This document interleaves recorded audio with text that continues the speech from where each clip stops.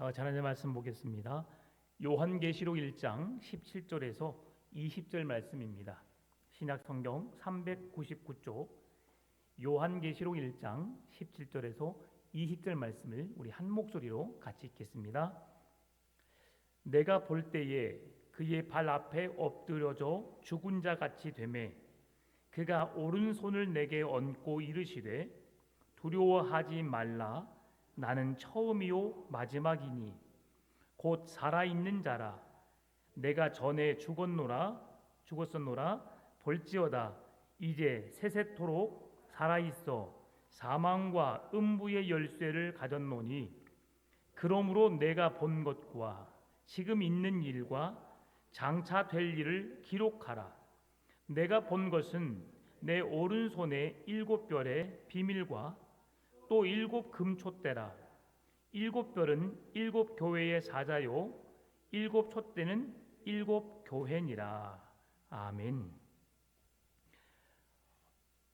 지금 우리가 계속 읽고 있는 요한계시록은 사도 요한이 반모섬에 유배되어서 지금 유배되어 있는 죄인의 신분으로 하나님의 계시를 받고 또 성경을 기록하고 있는 그 상황을 우리에게 이야기해 주고 있습니다.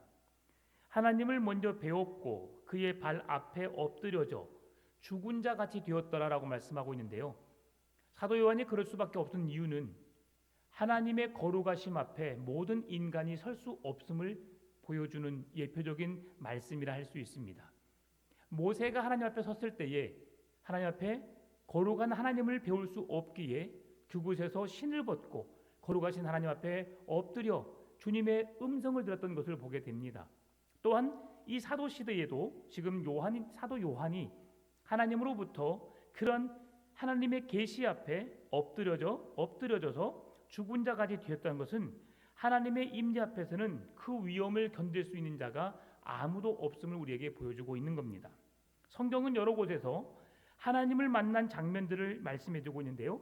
다니엘 8장 27절 말씀 보게 되면 이에 나 다니엘이 지쳐서 여러 날 앓다가 일어나서 왕의 일을 보았느니라.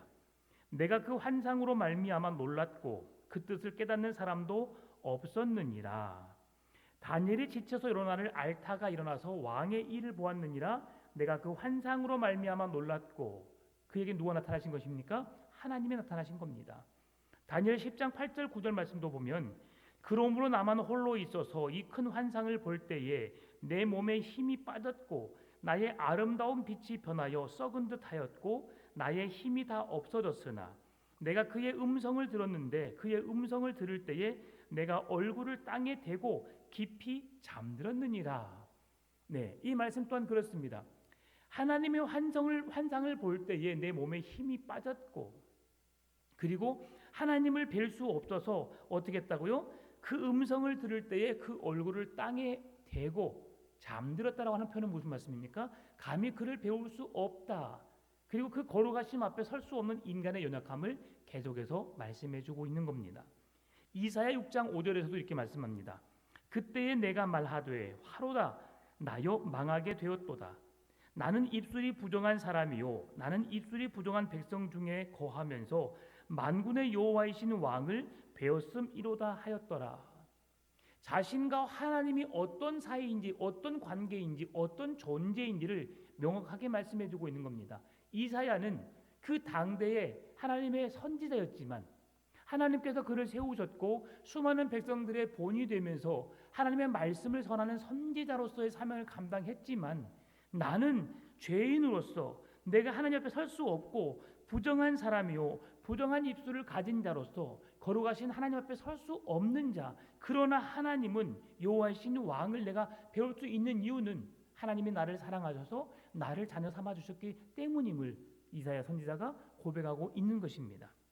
선지자가 이렇게 울부짖을 수밖에 없었던 이유는 여호와의 완전하심 그리고 그의 거룩한 영광 앞에서 자신이 죄인됨과 그 백성의 죄악됨을 깊이 깨우쳤기 때문임을 우리에게 보여주고 있는 것이죠. 내가 어떤 존재이고 하나님이 어떤 분이신 것을 알지 못한다면 감히 거룩하신 하나님 앞에 내가 숨을 수가 없고 고개를 숙일 수가 없는 것이죠. 그가 누구인가 보자 하고 우리는 얼굴을 내미는 것이 우리들의 모습입니다. 어렸을 때 시장에 나가 보면 서커스단이 많이 왔죠. 예, 저희 동네도 자주 왔었습니다. 그러면 아이들은 동네 잔치가 열린 거죠. 그 동네에 막 그 서커스 안에는 못 들어가지만 그 옆에 막 무슨 먹을 것도 팔고요 하니까 또 소리 나잖아요. 막 서커스단이 일어나는 것들. 그래서 그런 걸 보면서 많은 이들이 몰립니다. 몰려드는 가운데 이제 어떤 일이 일어나느냐? 사람들은 보기 위해서 그곳에 가잖아요. 네, 지금 제가 뭔가를 말하려고 했다가 지금 잊어버렸어요. 네, 다시 본론으로 들어가서 하나님의 거룩하심을 오늘 우리가 그 죄악을 삼키는 것과 같아서라고 하는 말씀을 33장 14절에서 말씀해주고 있는데 이사야 부패한 인간이 그 앞에 설 수 없는 것을 우리에게 말씀해주고 있습니다. 그래서 하나님을 본 자는 그 누구도 살 수 없음을 성경은 말씀해주고 있는 거죠. 하나님 앞에 죄인된 우리는 감히 설 수 없다. 예. 그래서 그 하나님 앞에 설 수 없는데 우리가 왜 그곳에 설 수 없는가? 하나님은 거룩하신 곳이기 때문에 하나님 이것을 말하려고 제가 그 썩것을 이야기했던 것이죠. 뭘 말하려고 했냐면 우리가 하나님의 존재를 안다면 우리는 그 앞에 서성일 수가 없는 것이죠. 그 앞에 감히 얼굴을 들 수도 없는 것이죠. 왜? 거룩하신 하나님 앞에 서는 모든 인간은 죄인이기에 그 앞에 하나님을 본 자마다 죽음을 맞이할 수밖에 없다는 것이죠. 그런데 서커스단에 서커스를 보러 갈 때에 우리는 그 사람들을 보기 위해서 그 장면을 보기 위해서 조금이라도 몰라도 훔쳐보기 위해서 어떻게 합니까? 얼굴을 기웃기웃합니다. 왜요? 그냥 보고 싶으니까요. 사람들의 본능은 뭔가 신기한 것이 있으면 새로운 것이 있으면 보고 싶어합니다. 누군가 뭔 말을 하게 되면 어디 누가 그러는데 정말? 그러면서 그것을 증거물로 보여줘야만이 믿는 것이 우리네 인생들입니다. 그러나 하나님의 선지자들은 다니엘을 비롯한 이사야는 그들이 하나님을 볼 수 없다는 사실을 안 것입니다. 왜요? 죄인이 하나님의 얼굴을 배울 수 없다는 것을 알고 있었고요. 그래서 그들은 고개를 숙일 수밖에 없었다는 것을 보여주는 겁니다. 그러면 하나님을 본 자는 누구도 살 수 없다고 성경에서 말씀해주고 있는데요. 출애굽기 33장 20절에서 말씀해줍니다. 또 이르시되 네가 내 얼굴을 보지 못하리니 나를 보고 살 자가 없음이니라. 하나님을 보고 살 수 있는 자가 없기 때문에 하나님은 고개를 숙이라고 무릎을 꿇으라고 성경에서 말씀해주고 있는 것이지요. 또 사사기 13장 21절 22절 말씀 보니까 여호와의 사자가 마노아와 그의 아내에게 다시 나타나지 아니하니 마노아가 그제야 그가 여호와의 사자인 줄 알고 그의 아내에게 이르되 우리가 하나님을 보았으니 반드시 죽으리로다 하니라고 말하고 있습니다. 자, 하나님을 보면 어떻게 된다고 알고 있어요? 죽는다라고 알고 있는 것이죠. 왜요? 하나님이 거룩하신 분이기 때문에 죄인된 인간이 하나님을 볼 수 없다고 그들은 생각했던 것이죠. 실제로 하나님을 보면 죽습니다.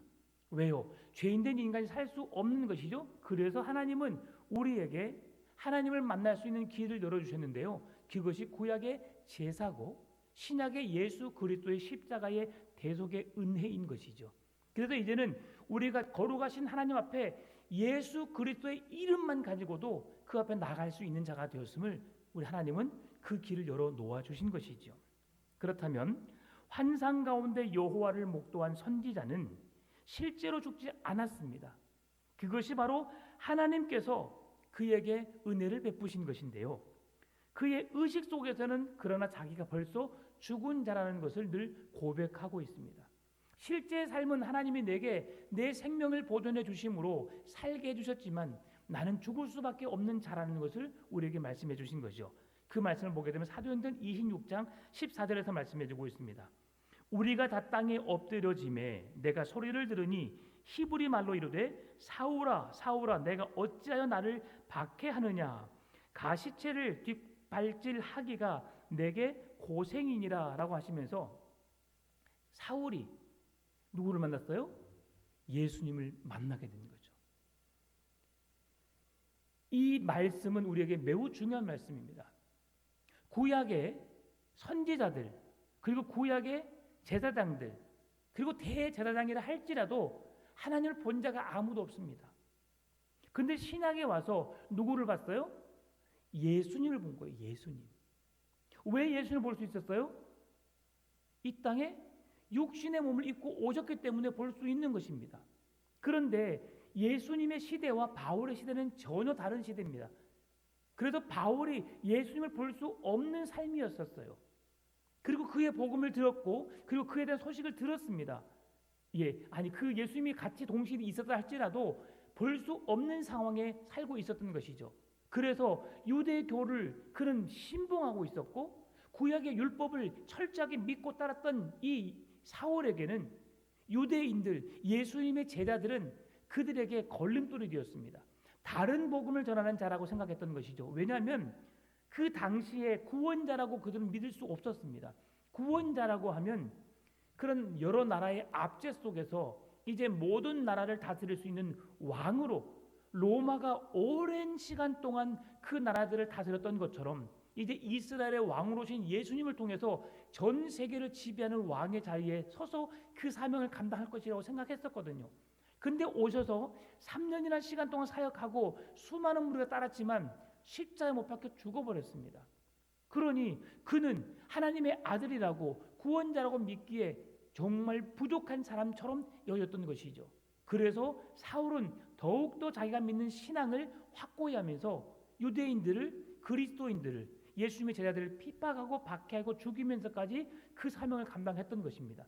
그러는 그에게 예수님이 찾아오셨어요. 왜 찾아오셨을까? 하나님이 그를 예수님의 사도로 부르시기 위함입니다. 늘 말씀드려서 알고 있지만 예수님의 사도의 조건은 세 가지가 있었습니다. 첫 번째는 그 주인된 하나님의 아들이신 예수님으로부터 부르심을 받아야 합니다. 직접 콜링을 받아야 되고요, 부르심을 받고, 두 번째는 그 예수님으로부터 가르침을 받아야 됩니다. 티칭이죠. 훈련을 받고 그의 사역을 본받고 이해하고 그의 사역이 무엇인지를 이해하는 것, 알아가는 것. 그리고 세 번째는 사도로서 그 직임을 감당하기 위해서는 그 주인으로부터, 스승으로부터 보내심을 받는 것이죠. 그래서 하나님의 자녀가 되는 것, 그것은 그들에 의해서 복음을 듣는 것으로 우리가 자녀가 될 수 있지만, 사도라는 이름은 예수님을 직접 만나야 됐고요, 그의 가르침을 받아야 됐고요, 그분에 의해서 보내심을 받은 것이 사도로서 충족이 된 것입니다. 그러면 바울은 예수님을 만나지 못했습니다. 예수님이 죽고 난 이후에 그 예수님의 복음을 전하는 사람들을 박해하러 다니는 그 사역을 감당했기 때문에 그가 예수님을 만난 적이 없어요. 그래서 사실은 하나님을 보면 죽을 수밖에 없지만 그 환상 중에 예수님을 만나게 하신 것이죠. 그래서 당신 누구십니까? 네가 나를 박해하는 예수다라고 예수님이 직접 말씀하시잖아요. 하나님이라 말씀하지 않고 예수라 말합니다. 왜 그렇습니까? 하나님이라고 하면 어떻게 됩니까? 그 자리에서 사울은 죽게 되는 것이죠. 죄인된 사울이 죽을 수밖에 없기 때문에 누구를 보여주신 거예요? 예수라라고 말씀하시는 거죠. 그러면서 네가 나를 박해하는 예수다. 그러면서 예수님을 알게 하셨고 예수님의 복음을 그에게 듣게 하셨고 그리고 예수님의 증인이 되라고 그 순간에 그 사도행전 9장에서 하나님이 말씀해 주신 것이죠. 그래서 26장에서 그 바울이 전한 복음을 이제 그가 전하여서 사도로서의 직임을 감당하고 있음을 우리에게 말씀해 주고 있는 겁니다. 그러면 이렇게 하나님을 만난 사람들에게는 공통점이 있습니다. 그 공통점이 무엇일까요? 첫째는 하나님의 영광의 체험입니다. 하나님을 이렇게 영광스럽게 만나는 은혜가 있다는 것이죠. 여러분 예수님 만나셨습니까? 어떻게 만나셨습니까? 네, 예수님을 인격적으로 만나셨지만 우리가 예수님을 만나는 방법은 여러 가지입니다. 그런데 예수님이 우리에게 가장 정확하게 말씀해 주시고 우리를 만나 주시는 길은 성경을 통해서 여러분을 만나 주셨습니다. 저도 예수님을 중학교 2학년 때 만났습니다. 초등학교 때 여러 번, 한 3번 정도 여름 성경학교 한 2번 가봤고요. 주산학원 다니면서 원장님에 의해서 한 2번 따라가 봤습니다. 근데 주산학원 원장님이 강제적으로 예수님을 믿으라고 강조해서 갔을 때는 교회에 들어가지 않았어요. 한 번은 들어갔다가 바로 기도하는 시간에 도망 나왔고요. 한 번은 제가 들어가다가 2층으로 올라가서 잠깐 거 숨어 있다가 교회 트리를 뒷동산에 갖다 버리고 도망쳐 왔던 기억이 있습니다. 참 나쁜 일을 했죠. 그렇게 아마 그 크리스마스 때 어디 갔을까 찾았을 것 같습니다. 그 교회가 아마 재정적으로 좀 어려웠지 않았을까. 엄청 무거운 거를 제가 그 몇 개나 됩니다. 한 3줄 4줄을 되는 거 엄청 길게 되는 거거든요. 어떻게 그렇게 힘이 났는지 모르겠지만 그걸 갖다 제가 버렸었어요. 네, 그런 기억이 있고, 한 번은 여름 성경학교 때 갔었는데 시작부터 끝까지 잠을 자고 나왔던 기억이 있습니다. 아무것도 기억나지 않습니다. 그게 제 신앙생활의 전부였어요. 그러다가 중학교 2학년 때 이제 어머니가 교회를 다니셨는데 매주일 아침이면 찬양을 틀어놓으셨거든요. 찬양을 늘 들었습니다. 매주일마다 찬양을 들었습니다. 근데 찬양을 들었는데 그냥 교회 다니는 사람이 듣는 노래구나라고만 생각했지 그 노래가 뭔 노래인지도 몰랐어요. 그런데 늘 만나는 사람들의 그 간증을 보게 되면 대부분 딱 찬송가 정의됐잖아요. 예, 그 당시에 404장 그 크신 하나님의 그 크신 하나님의 사랑 말로 다 형용 못하네 찬양하는데 왜 나를 사랑하신다고 하시지? 그러다가 그 찬양에 이제 막 그때 집중적으로 딱 빠지게 된 거죠. 그 다음에 이어진 찬양이 뭐예요? 그때 당시에 405장, 지금 305장이죠. 나 같은 죄인 살리신. 찬양을 딱 듣는데 405장을 들었는데 저도 모르게 그냥 눈물이 주룩주룩 흐르는 거예요. 그래서 내 마음속에 뭔가 뜨거움이 있으면서 나는 한 번도 예수님을 믿어야만이 되고 나는 예수님 앞에서 죄인이라는 말을 들어본 적이 없어요. 그런데 나 같은 죄인 살리신 주 은혜 놀라와 나 같은 죄인 살리신 주의 은혜가 놀라와 내가 그럼 죄인인가? 라고 생각하면서 나는 죄인인데 내가 예수님을 믿어야만 내 죄가 용서받을 수 있도록 하면서 예수님 나를 불쌍히 여겨주시고 예수님이 나의 주님 되심을 내가 믿겠습니다. 그 자리에서 그렇게 고백하게 되었어요. 이제 어머니는 찬양을 켜놓고 집에 교회 가셨으니까 못 따라가고 다음날 학교에 가가지고 동네방네 학교에 교실마다 찾아다니면서 뭐 시골이니까 3반밖에 없었지만 1반 가서 야 교회 다니는 사람 아무 손 안 들어요. 제가 2반이었기 때문에 2반 안 들어요. 3반 갔더니 친구 하나가 나 교회 다니는데 그러더라고요. 그래서 그럼 나도 내일 이번 주일에 나를 좀 교회를 좀 데려가줘. 그때부터 교회 다니기 시작해가지고 그 다닌 지 어머니가 그때 당시에 집사님이셨는데 집사님 찬스로 6개월 후에 교사했고요. 그리고 그 다음에 바로 찬양대 했고요. 그러면서 중3, 고1, 2, 3 새벽 예배 드리고 그리고 모든 교사, 찬양대 다 했습니다. 그러면서 하나님께서 사명을 주셔서 그때 내가 죄인됨을 고백하고 하나님 앞에 성실하게 주님을 위해서 헌신하겠다라고 하면서 주의 종으로 그때 하나님께 서원하게 되고 그리고 지금까지 주의 길을 걷고 있는 것입니다. 확고합니다. 하나님이 저를 부르신 그 부르심이 저는 그때 당시에 정확하게 느꼈어요. 성령이 바람같이 비둘기같이 임한다라고 하는 것이 그때 제 마음에 찾아오심을 그때 영접한 거예요. 그러고 나니까 거기 마음에 대해서 불편함이 불신의 마음이 전혀 생기지 않더라고요. 한번 교회를 안 나가 보려고 당연히 교회 나가니까 뭐든지 다 시키는 거예요. 왜 나만 해야 돼? 뭐든지 네가 다 해, 네가 다 해, 네가 다 해. 그래서 내가 한번 안 하고 싶었어요. 그리고 교회를 한번 안 나가봤어요. 답답해 미치겠더라고요. 하나님이 구원하시는 백성들은 도망갈래야 도망갈 수가 없구나.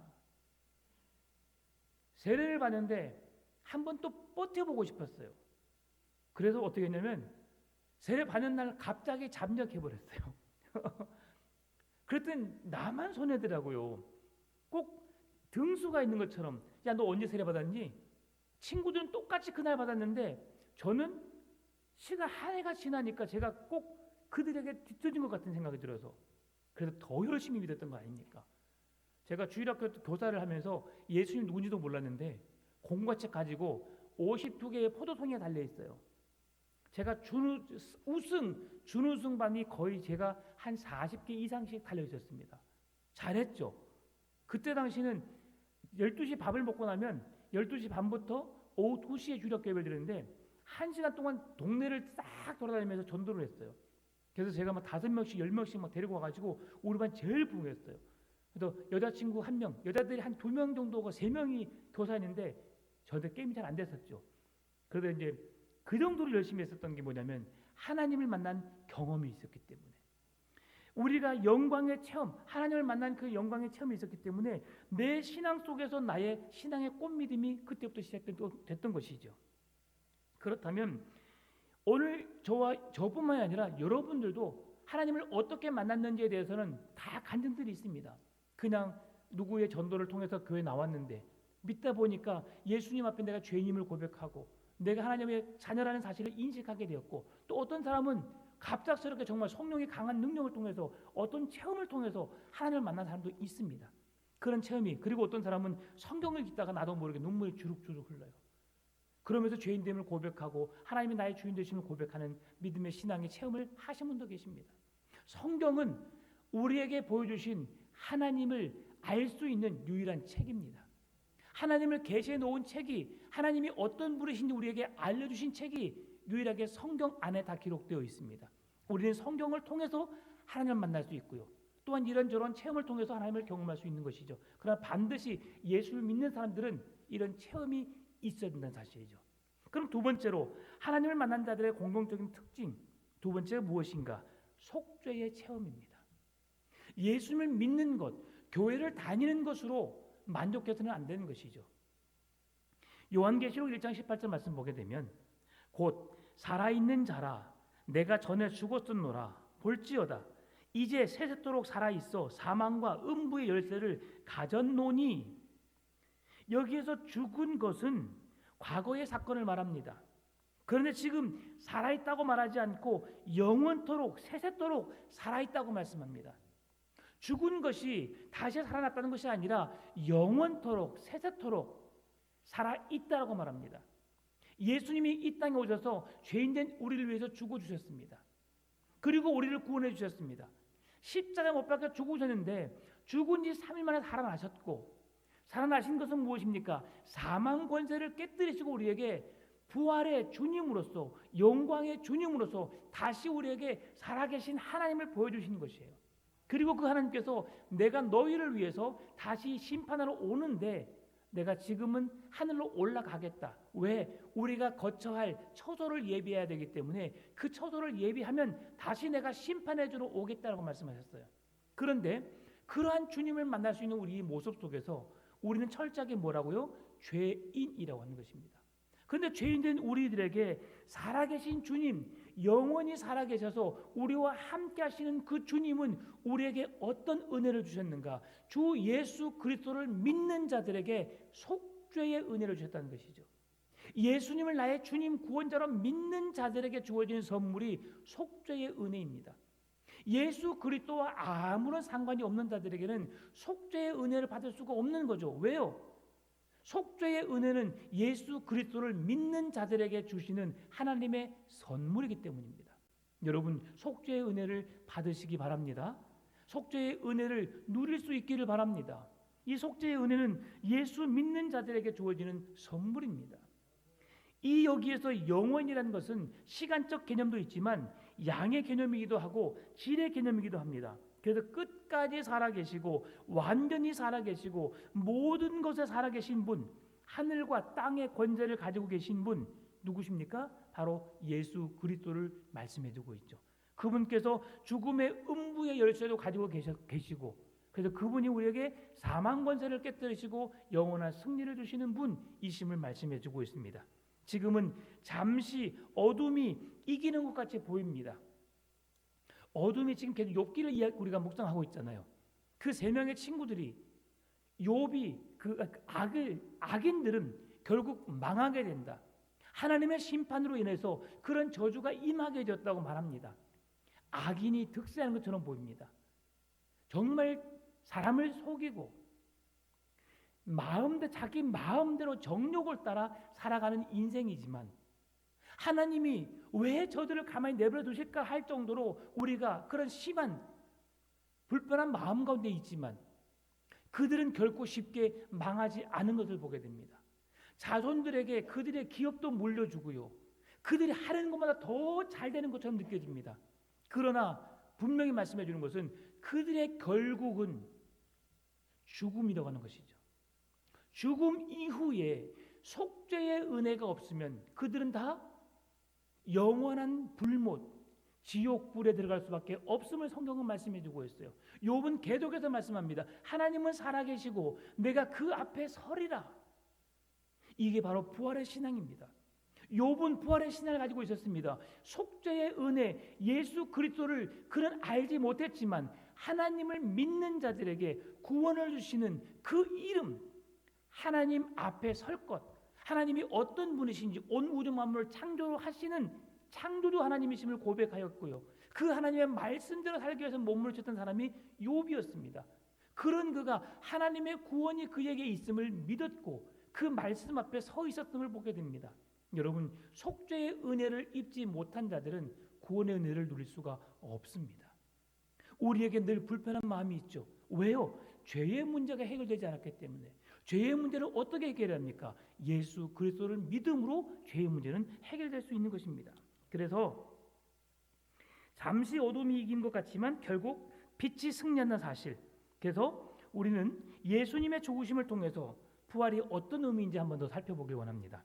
요한복음 11장 24절 27절까지 말씀입니다. 마르다가 이르되 마지막 날 부활 때에는 다시 살아날 줄을 내가 아나이다. 예수께서 이르시되 나는 부활이요 생명이니 나를 믿는 자는 죽어도 살겠고 무릇 살아서 나를 믿는 자는 영원히 죽지 아니하리니 이것을 내가 믿느냐. 이르되 주여 그러하외다. 주는 그리스도시요 세상에 오시는 하나님의 아들이신 줄 내가 믿나이다. 이 마지막 때의 부활, 지금 마르다가 고백한 고백이 어떤 고백이냐면 그의 오빠가 있었죠. 누굽니까? 나사로가 있었어요. 근데 나사로가 어떻게 됐어요? 죽었어요. 이 마르다와 마리아가 예수님이 속히 오시기를 기다렸었어요. 근데 예수님이 하루 더 늦게 오셨어요. 그러면서 그 예수님이 늦게 오시는 바람에 자기 오빠가 죽었어요. 그래서 지금 예수님께서 말씀하시는 거죠. 너희들 나를 믿으면 난 너희들을 부활한다. 그리고 지금 너 나사로는 죽은 것이 아니라 잠잔다라고 했더니 압니다 예수님. 지금 뭐라고 말씀하시냐면 이 마르다가 주님이 마지막 날에 다시 살아날 줄 내가 압니다. 이것은 무슨 말씀이냐면 지금 당신은 늦었어요. 우리 오빠를 살려줘야 되는데 우리 오빠도 마지막 날 부활의 날은 살아날 수 있습니다. 그렇게 고백하게 되니까 예수님이 그것이 아니라 지금 내가 너희 오빠의 생명도 살려주는 것은 내가 할 수 있지만 너희들은 나를 믿으면 예수 그리스도를 믿고 속죄의 은혜를 받으면 지금 부활하는 것뿐만이 아니라 너희들 죽어도 영원이라는 그 시간 속에서 다시 부활의 소망을 부활의 기쁨을 누릴 수 있는 삶을 살게 된다는 것을 지금 예수님이 말씀해 주고 있는 거예요. 그래서 내가 나를 믿는 자는 영원히 죽지 아니하리니 이것을 내가 믿느냐 이르되 주여 그러하외다. 주는 그리스도시요 세상에 오신 하나님의 아들이신 줄을 내가 믿나이다. 이 세상에 오신 하나님의 아들이신 줄을 믿는 자에게 하나님은 속죄의 은혜를 허락하시는 겁니다. 그래서 우리는 예수의 보혈, 그 십자가의 보혈의 능력을 여러분이 의지하셔야 됩니다. 그 보혈만이 우리를 죄에서 용서할 수 있고 죄인된 우리가 하나님 거룩한 자녀의 신분을 얻을 수 있는 길이 열려진 것이죠. 그래서 우리가 예수 그리스도의 부활, 마지막 부활에 의인들이 영원한 생명을 가지고 일어날 것을 보증해 주는 것이 예수님의 부활의 사건이죠. 그래서 반드시 주님의 속죄의 은혜를 경험해야만 주님의 부활의 영광에 참여할 수 있다는 사실을 기억하시기 바랍니다.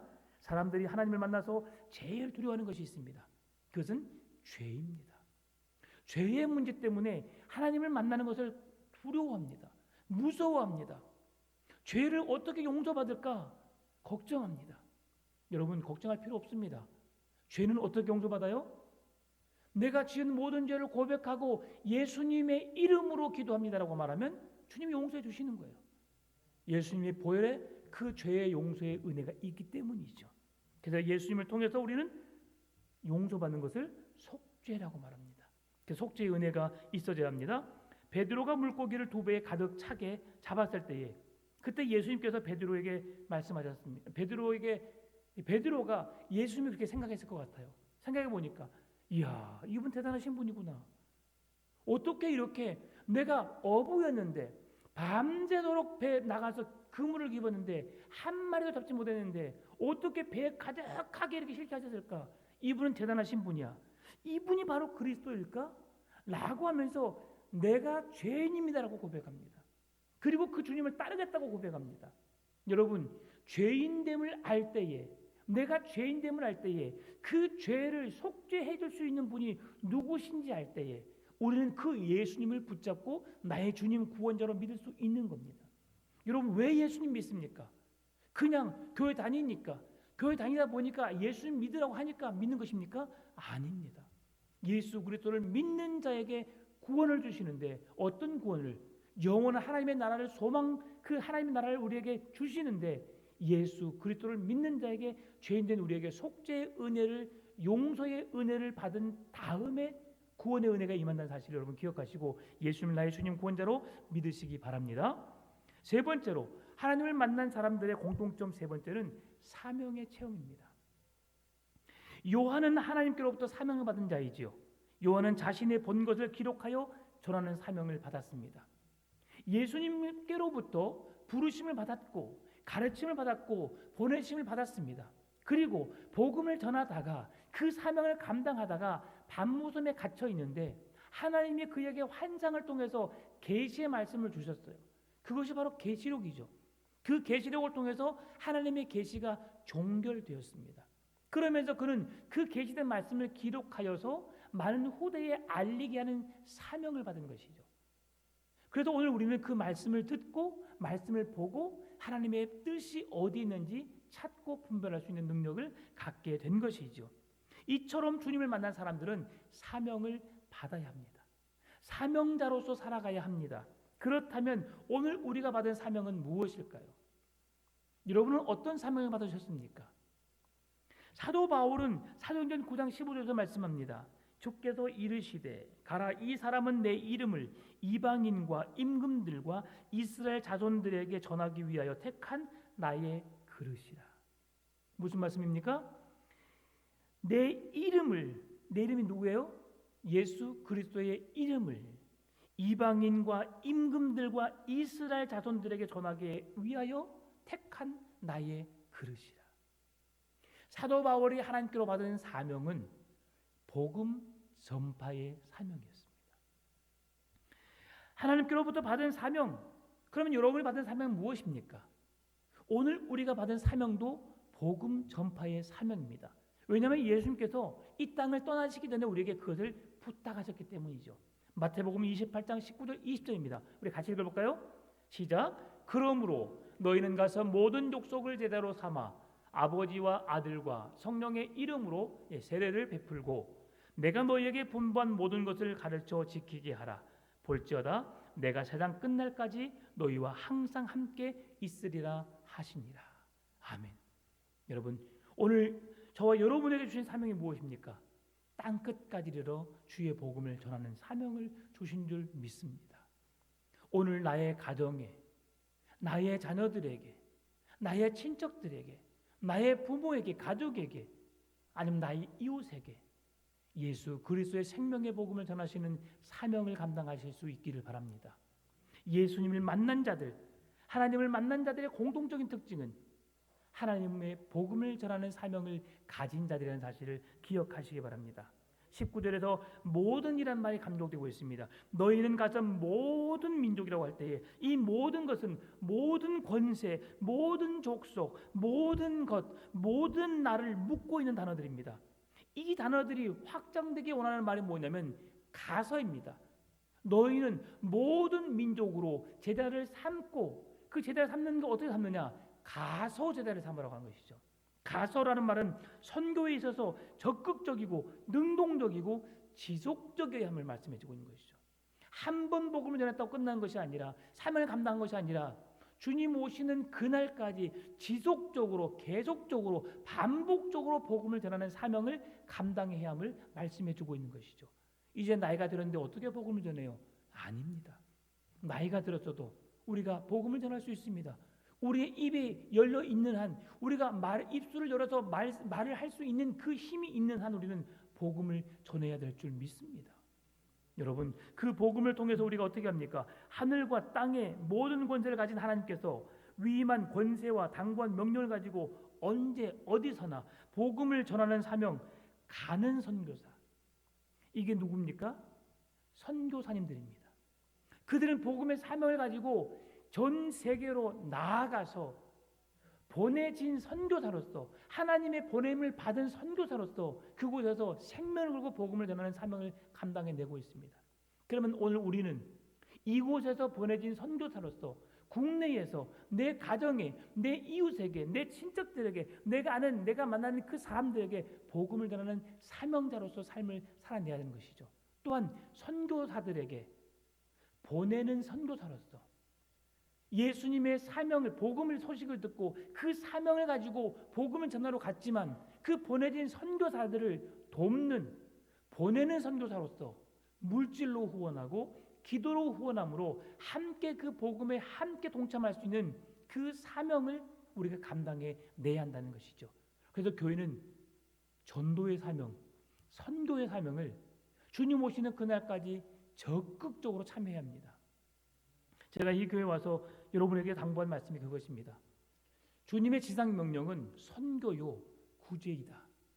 초대교회가 예수님의 선하신 복음을 듣고 그 복음의 능력을 힘입어서 가난한 사람들에게, 고아와 과부들에게, 그 어려운 형편있는 그들에게 자신의 소유를 팔아 그들의 필요를 따라 나누어 주었고, 이것은 무슨 말씀입니까? 그들에게 도움을 주는 구제의 손길을 한없이 펼쳤음을, 그리고 땅끝까지 이르러서 복음의 증인된 삶을 살았던 것을 우리에게 보여주고 있습니다. 유대인이나 헬라인이나 야만이나 차별 없이 그 누구에게든지 예수 그리스도 생명의 복음을 전했던 그들의 사명이 초대교회 성도들의 사명이었음을 우리에게 말씀해 주듯이 오늘 우리들도 그렇게 열심히 헌신하고 복음을 위해서 수고하는 자들을 위해서 물질로, 기도로 후원을 아끼지 않아야 될 줄 믿습니다.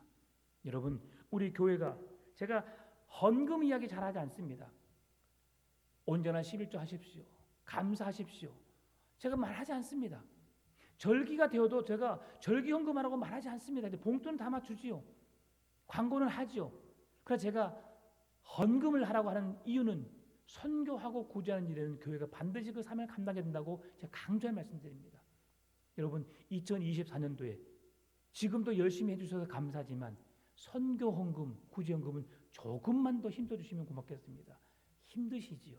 먹고 살기도 바쁘고 힘들지만 거기에 조금만 더 마음을 보태시면 선교사님들이 정말 더 힘있게 사명을 감당해낼 수 있습니다. 여러분, 그렇게 해주셨으면 정말 감사하겠습니다.